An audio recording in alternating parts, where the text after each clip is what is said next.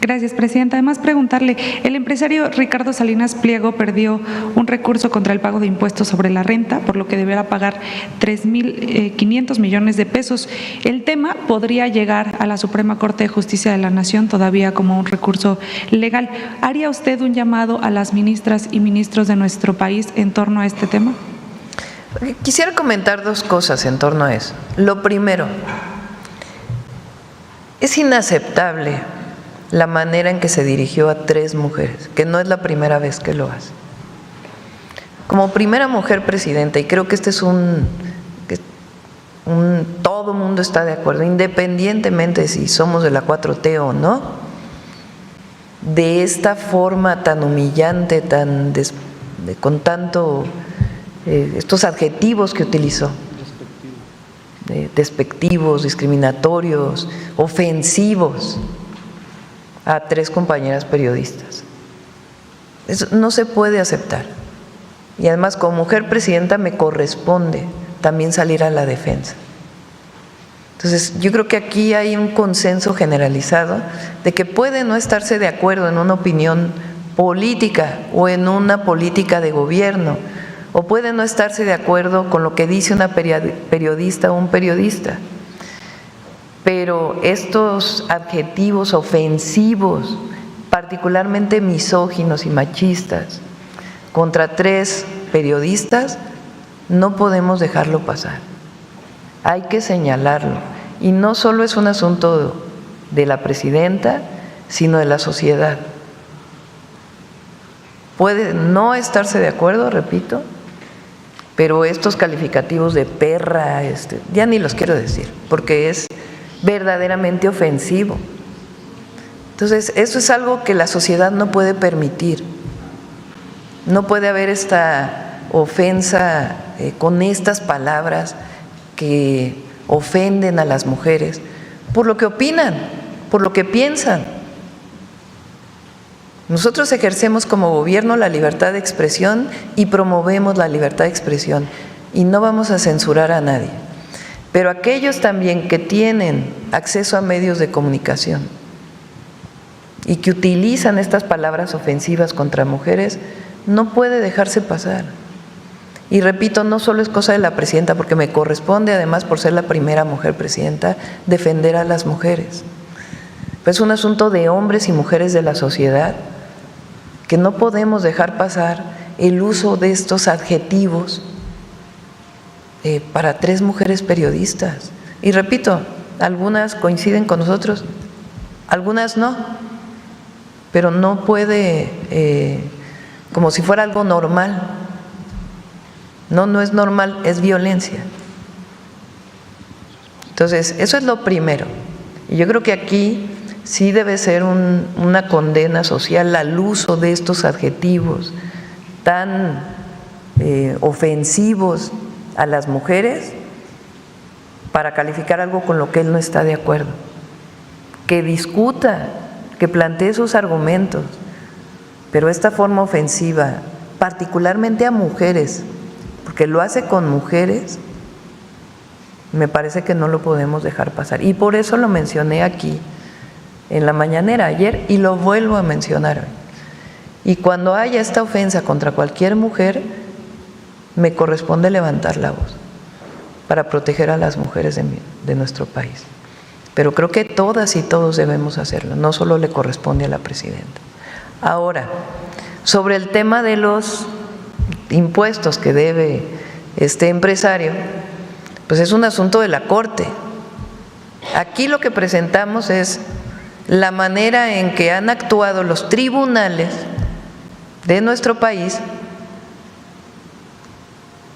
que llevan 16 años para resolver un caso, generando amparos sobre amparos, regresos y otros amparos y otros amparos y otros amparos. La decisión la va a tomar la nueva Corte, o creo que incluso hay algunos casos que vienen en agosto. Entonces, no solamente es la nueva Corte, sino la Corte que está hoy. Y tiene que hacerse con justicia. Ahora, fíjense lo relevante. Ni siquiera son casos que se presentaron durante el periodo del presidente López Obrador, vienen de antes. O sea, son casos que se presentaron de antes de impuestos que no se pagaron. Entonces, tiene que revisar la Corte, pero no con estos acuerdos en lo oscurito, beneficiando en esquemas de conflicto de interés a una persona. Por eso hubo la reforma al Poder Judicial, entre otras cosas, para que haya justicia en nuestro país. Entonces, repito, un tema, y lo vamos a seguir mencionando mientras se sigue utilizando estos adjetivos, en contra particularmente de compañeros periodistas, coincidan o no con nosotros, porque no está bien, no está bien. Y lo otro, pues es que pague sus impuestos.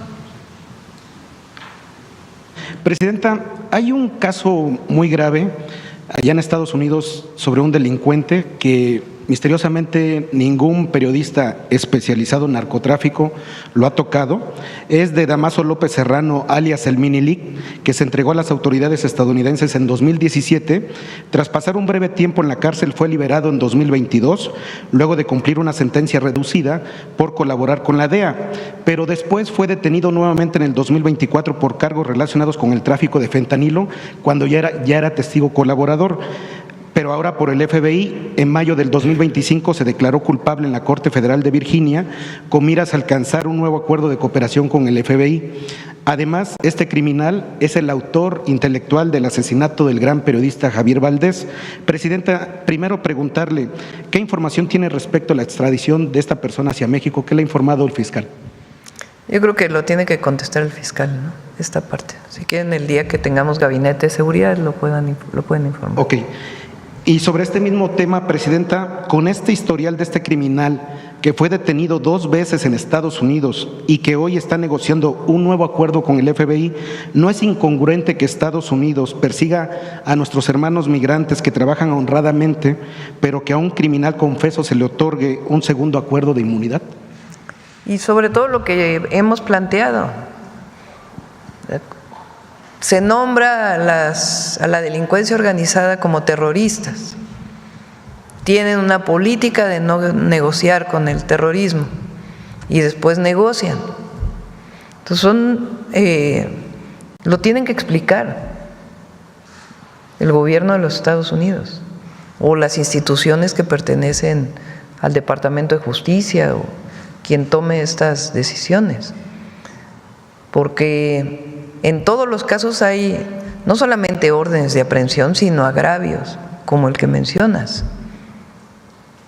Entonces, pues tiene que haber una política coherente y consistente, y es parte también del acuerdo de seguridad. Okay.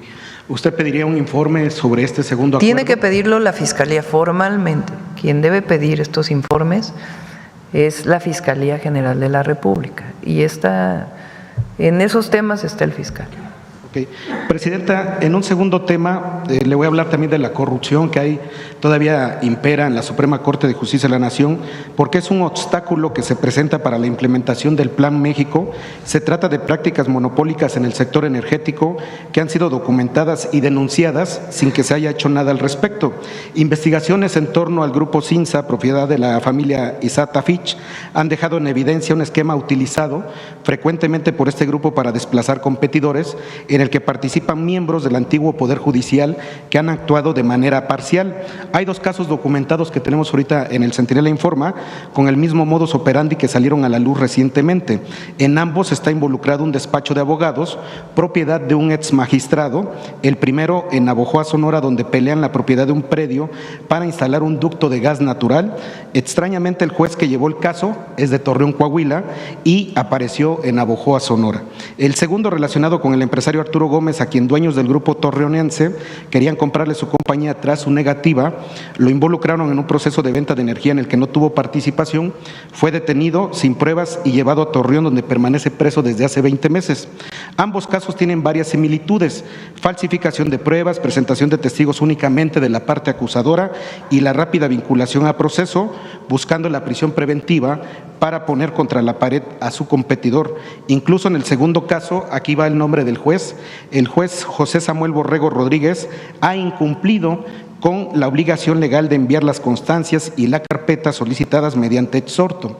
Han transcurrido ya más de 150 días desde el primer exhorto y sin que se haya dado respuesta, lo que confirma la descomposición del sistema de justicia anterior y los abusos orquestados por este grupo y sus abogados. Presidenta, ¿cómo se le puede brindar justicia y certeza jurídica a los empresarios con la nueva ley sin que incurran en los viejos delitos, Presidenta? Pues es una pregunta que es muy buena. Sí, no se nos debe olvidar por qué se planteó la reforma al Poder Judicial. Nepotismo, corrupción, intereses que dominan hoy al Poder Judicial y que eso va a cambiar a partir del 1 de septiembre, gracias a la decisión del pueblo de México. A algunos no les gusta, se molestan, pero este caso que presentas u otros cientos de casos que se han presentado aquí. Entonces, 1 de septiembre entra la nueva Corte. ¿Y qué le pedimos a la Corte? Que actúe dentro del marco de la ley y que haya justicia en México y que la justicia no sea para unos y para otros no, y que no dependa del dinero que tienes o el que le das a un juez,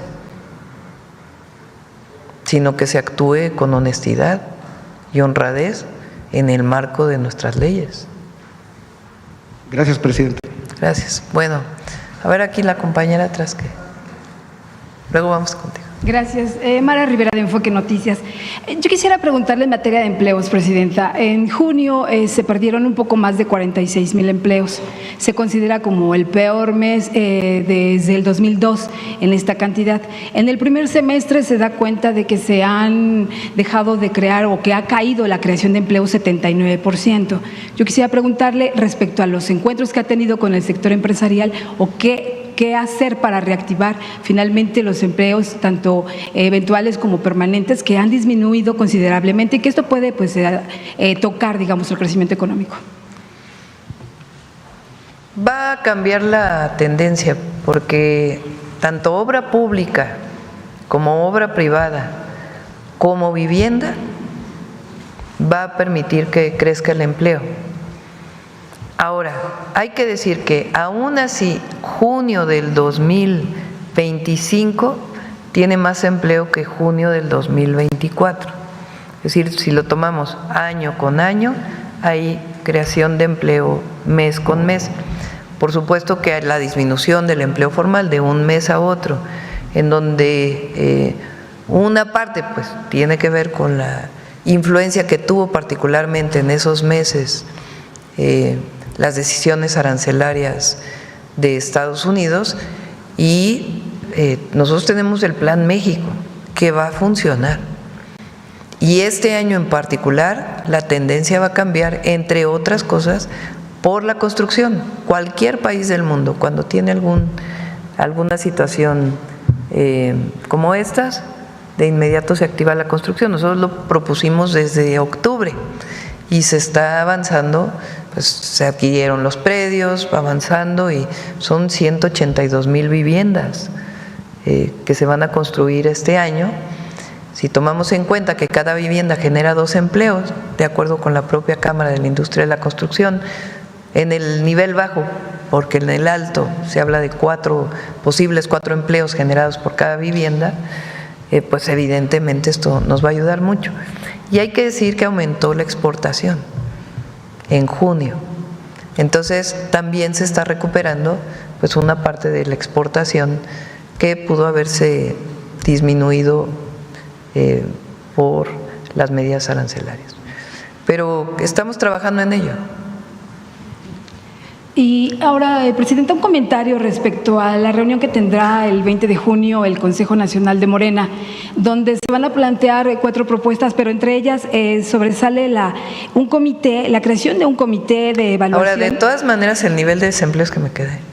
Comparado con los países, a ver si ponen el de los países, el desempleo en México es muy bajo, comparado con muchos otros países del mundo, porque también hay que ponerlo en comparación, porque los aranceles no solo afectan a México, afectan a todo el mundo. De hecho, a algunos países los afectan más todavía. Y es que hay sectores que no les ha ido nada bien, como incluso la misma industria automotriz, que son parte del motor de la economía, pues no han visto revertir. Pero han recuperado una parte de las exportaciones. Entonces esto es temporal, pues. Sí, va a recuperarse el empleo. Esta pequeña disminución va a recuperarse. Okay. Y le preguntaba sobre… A ver, de todas maneras, si la tiene Carlos Torres. Ajá. O Marat también, cualquiera de los dos, comparado con otros países, perdón. No, sí, Presidenta. Bueno, su opinión respecto a esta reunión que tendrá el Consejo Nacional de Morena el 20 de julio. Las propuestas, le decía, son 4, pero una de ellas es la creación de un comité de evaluación de los perfiles de las personas que quieran afiliarse al partido. Porque, bueno, pues hay dentro de muchos problemas, como en todos los partidos, está el de esta inconformidad de incluir en Morena a familias como Yunes y como todos estos que fueron útiles para legislar. ¿Qué está proponiendo Morena? La creación de un comité de evaluación de los perfiles. Porque también, pues está bien. Sí, ¿qué esperaría usted de esta nueva reunión nacional de Morena, dado que bueno se está perfilando también la creación o revisar, reforzar 71,000 comités para que tiene Morena? No, ya no, no espera nada. No me toca estar opinando tanto de Morena. Lo que sí puedo decir es que Luisa María está haciendo un gran papel al frente de Morena y que Morena es el partido. No sé si hay por ahí una encuesta, por ahí salió hace poco una, pues que tiene el apoyo popular y pues hay mucha responsabilidad obviamente de la dirigencia de Morena de mantener ese apoyo popular y de todos los que venimos de Morena y gobernamos, pues hacer siempre un muy buen papel y estar cerca del pueblo para seguir avanzando en la transformación. Y cuidar estos perfiles que finalmente pueden no a veces… No sabía que habían propuesto esta comisión, me ayer. Parece bien. Se incorporen personas sí, destacadas. Por eso, pero está muy bien, pienso yo, que no sea la decisión de la presidenta de Morena o de alguien del comité ejecutivo, sino que lo pongan en una comisión, pues que valore. Me parece bien. Ok, gracias.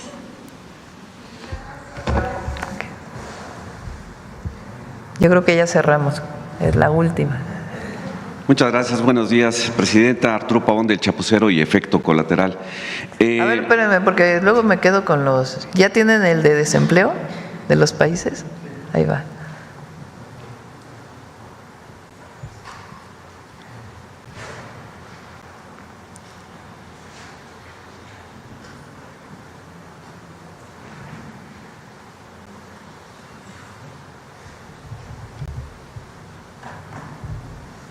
Este es al mes de mayo. Tasa de desempleo mensual por país.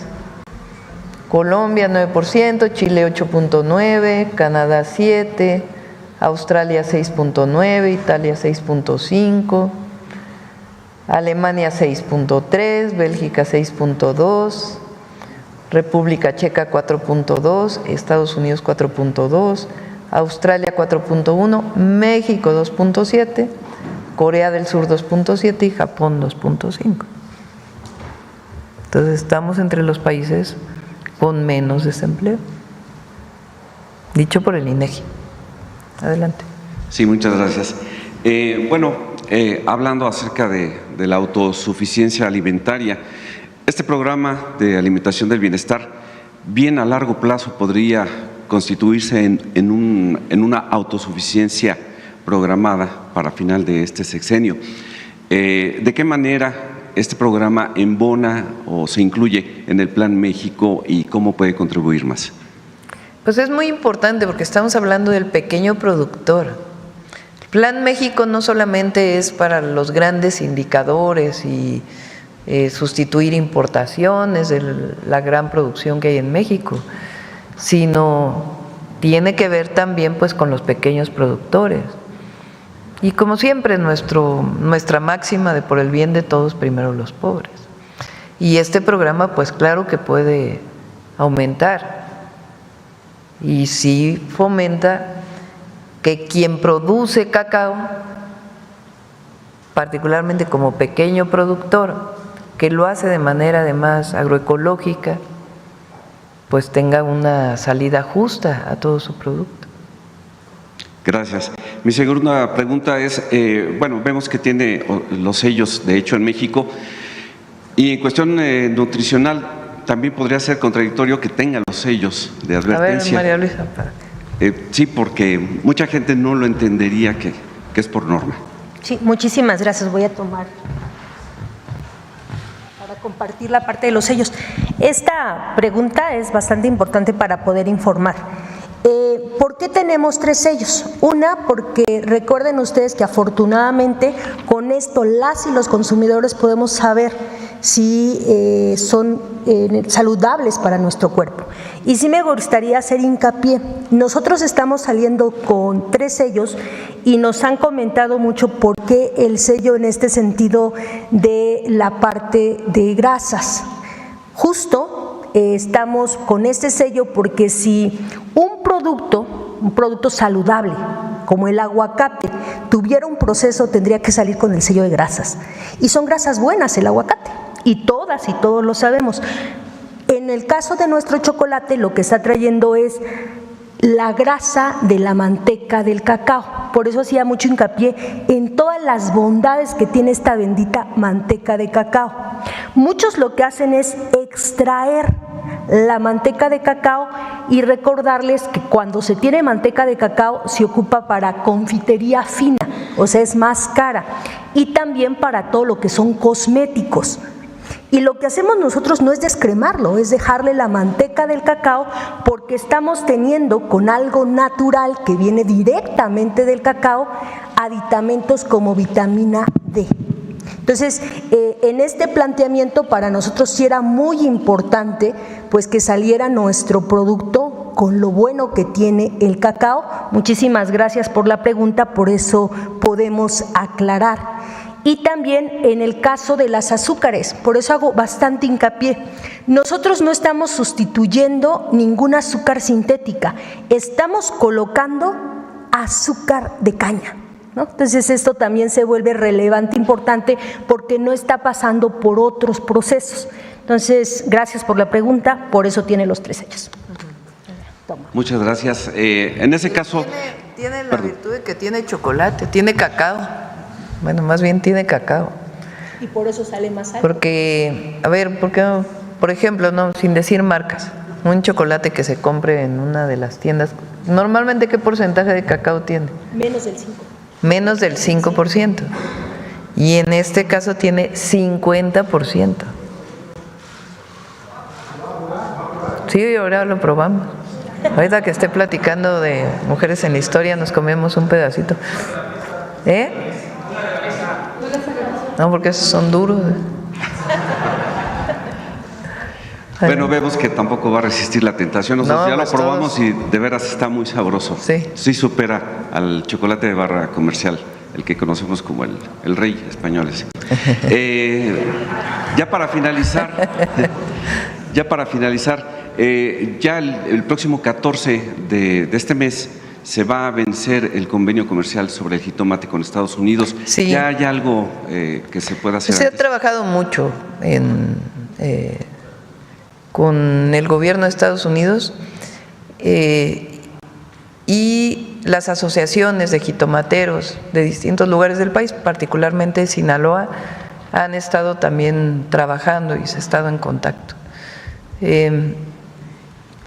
Alrededor del 70%, entre el 70 y el 80% del jitomate que se consume en Estados Unidos viene de México. O sea, no es tan fácil sustituirlo. Primero, por la cantidad, por el volumen. Y segundo, por la calidad.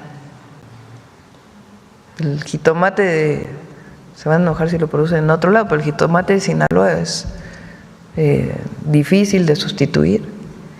Entonces, más allá de las decisiones que tome el gobierno de Estados Unidos, no es tan fácil sustituir, van a tener que seguir importando jitomate.